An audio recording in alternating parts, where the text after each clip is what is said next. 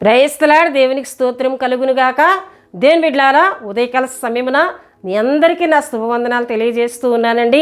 ప్రతి ఉదయం దేవుడిస్తున్న చక్కటి వాగ్దానంతో మీ ముందుకొచ్చి ఈ వాగ్దాన మాటలను తెలియజేసే కృపను దేవుడు మాకు ఇస్తున్న విధానాన్ని బట్టి నేను దేవునికి స్తుతులు చెల్లిస్తూ ఉన్నానండి. హల్లెలూయా, హల్లెలూయా. దేవుని బిడ్డలారా, ఆయన బిడ్డలైన మీకు ప్రతి దినం ఉదయకాలమే చక్కటి వాగ్దానంతో ఆయన మాట్లాడుతూ మిమ్మల్ని బలపరుస్తూ ప్రార్థనతో దినమును ప్రారంభించుకునే కృపను దేవుడు తన బిడ్డలకు ఇస్తున్న విధానాన్ని బట్టి కూడా మనమందరము దేవుని స్తుతులు చెల్లించవలసిన వారమై ఉన్నామండి. హల్లెలూయా, హల్లెలూయా. దేవుని బిడ్డలారా, ఈ ఉదయకాలం దేవుడు ఒక చక్కటి వాగ్దానంతో మనందరితో ఆయన మాట్లాడబోతున్నారు. ఆ వాగ్దాన వచనమును నేను చదువుతూ ఉన్నానండి. యెషయా గ్రంథము 55వ అధ్యాయము 3వ వచనములో మనం చూసినట్లయితే, చెవియొగ్గి నా యొద్దకు రండి, మీరు వినిన ఎడల మీరు బ్రతుకుదురు, నేను మీతో నిత్య నిబంధన చేసదను, దావీదునకు చూపిన శాశ్వత కృపను మీకు చూపుదును. దావీదునకు చూపిన శాశ్వత కృపను నేను మీకు చూపుదునని దేవుడు ఉదయకాల సమయంలో మనందరితో ఆయన మాట్లాడుతూ ఉన్నారు. హల్లెలూయా. దేవుని బిడ్డలారా, ఇక్కడ దేవుడు మాట్లాడుతూ ఉన్నారు తన ప్రజలతో. ఏమని మాట్లాడుతున్నారు? దావీదునకు చూపిన శాశ్వతమైన కృపను నేను మీకు చూపుదును. అయితే దావీదునకు చూపబడిన శాశ్వతమైన కృప మనం పొందుకోవాలి అంటే మనము ఎటువంటి ఆత్మీయతను కలిగి ఉండాలో కూడా ఆయన మాట్లాడుతున్నారు. 55వ అధ్యాయం 1 నుండి చూచినట్లయితే, ఇక్కడ తన ప్రజల విషయంలో దేవుని బిడ్డలు ఇశ్రాయేలీయులు యూదులైన వారు అక్కడ వారు కలిగి ఉన్న ఆత్మీయతను ఆయన సంబోధిస్తూ ఈ విధంగా మాట్లాడుతూ ఉన్నారు. ప్రియ దేవుని బిడ్డలారా, ఏమని అక్కడ వాక్యాలు మనం చూసుకున్నట్లయితే, వారికి దేవుడు ఎంతో వారు కష్టపడుతున్నప్పుడు వారి కష్టార్జితంను దేవుడు ఆశీర్వదిస్తూ ఉన్నాడు. అయితే ఆ కష్టార్జితమును వారు మంచి ఆహారము తినక వారు ఏం చేస్తూ ఉన్నారండి? ఆహారం కాని దాని కొరకు దాన్ని చెల్లిస్తూ ఉన్నారు. ఆహారము కాని దాని కొరకు వ్యయం చేస్తూ ఉన్నారని దేవుడు మాట్లాడుతున్నారు. చూడండి, 2వ వచనములో మనం చూస్తే, ఆహారము కాని దాని కొరకు మీరెలా రోకలిచ్చెదరు, సంతృష్టి కలుగుజేయని దాని కొరకు మీ కష్టార్జితం ఎందుకు వ్యయపరచెదరు. హల్లెలూయా, హల్లెలూయా. ఆహారము కానిది అనగా మత్తు పదార్థములు అవ్వచ్చు, వ్యసనములు అవ్వచ్చు. దేవుని బిడ్డలారా, వీటికి వీరేం చేస్తున్నారు? ఆహారము కానిది, వారి శరీరములకు హానికరమైన దాని కొరకు వారికి దేవుడిచ్చిన కష్టార్జితమును వారు వ్యయము చేస్తూ ఉన్నారు, వారు పాడు చేస్తూ ఉన్నారు. గనుక ఆయన మాట్లాడుతున్నారు, ఆహారము కాని దాని కొరకు మీరేలా రోకలిచ్చెదరు, సంతృష్టి కలుగజేయని దాని కొరకు మీ కష్టార్జితమును ఎందుకు వ్యయపరచుదురు. నా మాట జాగ్రత్తగా ఆలకించి మంచి పదార్థములను భుజించుడి, మీ ప్రాణము సారమైన దానియందు సుఖింపనీయుడి. హల్లెలూయా. శరీరమునకు హాని చేసే వాటి కొరకు మీ రోకల్ని మీరెందుకు పాడు చేస్తున్నారు? దేవుడు మీకు ఇచ్చిన కష్టార్జితమును మీరెందుకు వ్యసనములకు గురై వాటంతటినీ కూడా వ్యయపరుచుకుంటూ ఉన్నారు? వాటంతటిని మీరెందుకు నష్టపరుచుకుంటున్నారు? మీ శరీరములకు మీ ప్రాణములకు సారమైన దానియందు అంటే మంచి ఆహారము తిని మీరు సుఖ సంతోషులతో ఉండాలని నేను ఆశిస్తూ ఉన్నానని ప్రియ దేవుని బిడ్డలారా, యెషయా ప్రవక్త ద్వారా దేవుడు ఇక్కడ ప్రజలతో మాట్లాడుతూ ఏమంటున్నారు?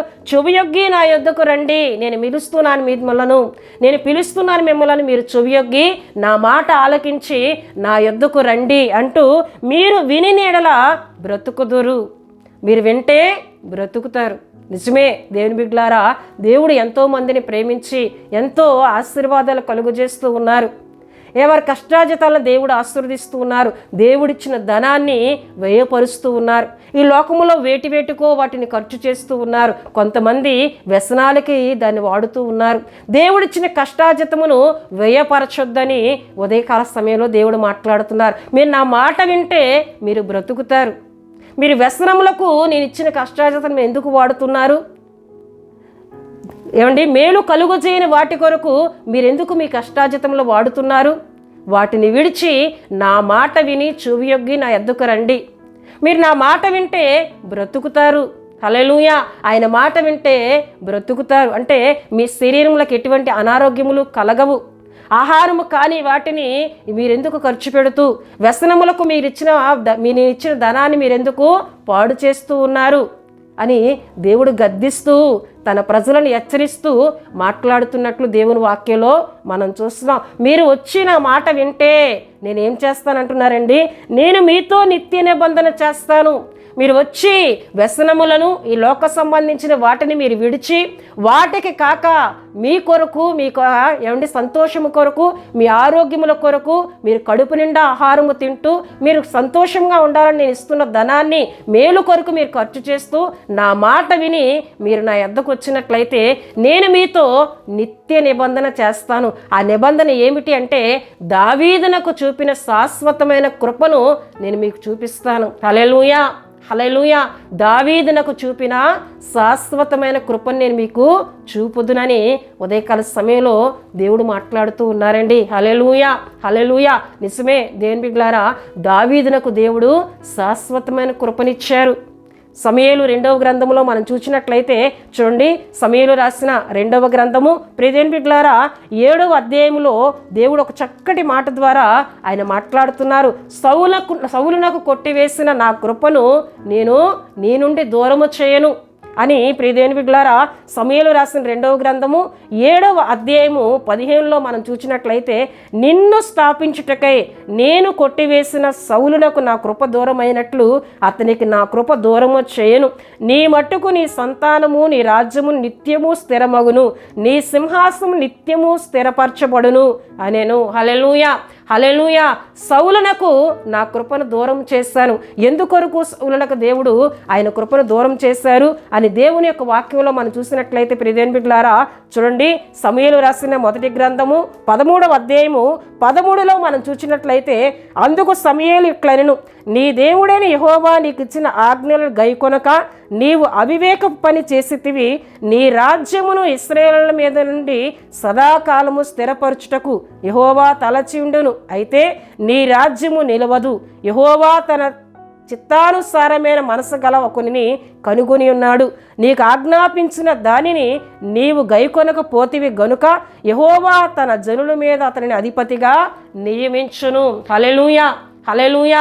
సౌలు దేవుని ఆజ్ఞలు గైకొనక దేవుని కృపను దూరం చేసుకున్నాడు. అయితే దావీదు దేవుని ఆజ్ఞలు గైకుంటూ దేవుని మాట వింటూ ఆయన చిత్తానుసారంగా ఉంటున్నాడు గనుక జనుల మీద అతన్ని నేను అధిపతినిగా అతని రాజుగా నేను చేస్తూ ఉన్నానని దేవుడు మాట్లాడుతూ స్వయండి దావీదుతో అంటున్నారు కదా, నీ రాజ్యము నిత్యము స్థిరపరచబడబడుతుంది, నీ సింహాసనము నిత్యము స్థిరపరచబడుతుందని దేవుడు దావీదునకు తన శాశ్వతమైన కృపను అనుగ్రహించినట్లు దేవుని యొక్క వాక్యంలో మనం చూస్తూ ఉన్నామండి. హల్లెలూయా, హల్లెలూయా. నిజమే దేవుని బిడ్డలారా, దావీదుకు దేవుడు శాశ్వతమైన కృపను అనుగ్రహించారు. దావీదు సంతతిని దేవుడు ఆశీర్వదించారు. దావీదు వంశములో నుండే ప్రియదేవుని బిడ్డలారా యేసుక్రీస్తు ప్రభువారు జన్మించారు. హల్లెలూయా. కృపగలిగిన యేసయ్య దావీదు వంశమును ఆయన ఏర్పరచుకున్నట్లు, అంతేకాకుండా దావీదు ఊరైన బెత్లెహేములోనే యేసుక్రీస్తు ప్రభువారు జన్మించినట్లు దేవుని యొక్క వాక్యంలో మనం చూస్తూ ఉన్నామండి. హల్లెలూయా, హల్లెలూయా. దావీదునకు ఏమండి శాశ్వతమైన కృప, ఆ కృప ఎన్నడూ కూడా తీసివేయబడలేని కృపను దేవుడు అనుగ్రహించినట్లు దేవుని యొక్క వాక్యంలో మనం చూస్తూ ఉన్నాం. హల్లెలూయా. గనుక ప్రియదేవుని బిడ్డలారా మనము ఆయన మాట వింటే దేవుడు చేయవద్దు అన్న పనులను విడిచిపెట్టి దేవుని కాయస్కరమైన పనులను మనం విడిచిపెట్టి ఆయన యొద్దకు మనం వచ్చినట్లయితే మనం బ్రతుకుతాం. మనతో ఆయన నిత్య నిబంధన చేస్తానంటున్నారు. మనకు శాశ్వతమైన కృపను ఆయన అనుగ్రహిస్తానంటున్నారు. మన సంతానము మనతోనే కాదు ప్రియదేవుని బిడ్డలారా మన పిల్లలు కూడా దేవుని కృపను పొందుకోవాలి, దేవుని ఆశీర్వాదములను పొందుకోవాలి. అంటే మనం ఆయన మాట వినాలి, ఆయన యొద్దకు మనం రావాలి. దేవుడు దావీదుతో చేసిన వాగ్దానమును మన ఏళ్ళలో కూడా ఆయన నెరవేర్చే దేవునిగా ఆయన ఉన్నారండి. హల్లెలూయా, హల్లెలూయా. గనుక ప్రియదేవుని బిడ్డలారా ఈ వాగ్దాన మాటలను నేను ముగిస్తూ ఉన్నాను. ఈ వాగ్దానంలో ఉన్న ప్రతి దీవెన ప్రతి ఆశీర్వాదమును ఆయన మాట విని ఆయనకు లోబడి ఆయన ఎడల విధేయత కలిగి జీవిస్తూ ఈ వాగ్దానంలో ప్రతి మాటను మనం పొందుకుంటూ మన కుటుంబాలు మన సంతానము దీవించబడే ఆత్మీయతను మనం కలిగి ఉందాం. అటువంటి కృపను దేవుడు మనకు అనుగ్రహించునుగాక, దేవుడి వాగ్దానమును దీవించునుగాక. హల్లెలూయా. దేవుని బిడ్డలారా ఈ వాగ్దాన మాటలు విన్నా మీ అందరి కొరకు నేను ప్రార్థిస్తూ ఉన్నానండి. ప్రతి ఒక్కరూ కండ్లు మూసుకొని తల వంచి ప్రార్థనలో నాతో ఏకీభించాలని ప్రభు పేట తెలియజేస్తూ ఉన్నానండి. పరిశుద్ధుడా, ప్రేమ కలిగిన తండ్రి, కృప కలిగిన యేసయ్య, మీ ఘనమైన నామమునకు వేలాది వందనములు, వేలాది కృతజ్ఞతాస్తుతులు చెల్లిస్తున్నాను నాయన. ఇంతవరకు అయ్యా ఎంతో శ్రేష్టమైన మాటలు, వాగ్దానం మీరు మాకు ఇచ్చారు, మీకు వందనాలు. దావీదునకు చూపిన శాశ్వతమైన కృపను మేము పొందుకోవాలంటే, మా తర్వాత మా సంతానం దీవించబడాలి అంటే ప్రభువా, నీ కృపను పొందుకోవాలి అంటే ప్రభువా, ఇగో దావీదు వంటి ఆత్మీయతను మేము కలిగి ఉండాలని, నీ మాట వినాలని, నీ వద్దకు రావాలని మీరు కోరుతున్నారు అయ్యా. అట్టి ఆత్మీయతను కలిగి మీరిచ్చే శాశ్వతమైన కృపను మా కుటుంబాలకు మేము సంపాదించుకోవడానికి సహాయం చేయండి. ఈ వాగ్దాన మాటలు విన్నా బిడ్డలందరినీ మీరు దీవించండి ప్రభువా. దినమంతా మీ కృప, మీ కాపుదల, మీ సంరక్షణ తోడు దయచేయండి. చేస్తున్న ప్రతి పనిలో మీ సన్నిధి తోడుగా ఉంచండి. ఎవరైనా ఈ సమయంలో బలహీనలుగా ఉండినట్లయితే ఉదయకాలం వారి సర్వ శరీరములు తాకమని ప్రార్థిస్తున్నాను. ఎటువంటి శరీర బలహీనతలు ఉన్నా, ఎటువంటి మానసిక ఒత్తిడి ఉన్నా దాన్ని యేసుక్రీస్తు నామములో లయపరచండి. నిబిడలకు సమాధానము, ఆరోగ్యమును కలుగు చేయమని సన్నిధిలో ప్రార్థిస్తున్నాను. దినమంతా రాకపోకల్లో మీ సన్నిధిని కాపుదల దయచేసి అపవాది క్రియలు లయపరిచి ప్రతి ఒక్కరి చుట్టూ మీ సన్నిధి, మీ కాపుదల ఉంచి నడిపించమని యేసు నామములో అడుగుతున్నాం తండ్రి. ఆమేన్. యేసు రక్తమే జయం, ప్రభేసు రక్తమే జయం, ప్రభేసు రక్తం సంపూర్ణమైనది. అపవాది క్రియల కనంత నాశనం కలుగునుగాక. ఆమేన్, ఆమేన్, ఆమేన్. దేవుడు మిమ్ములను, మీ కుటుంబములను బహుగా దీవించునుగాక. ఆమేన్.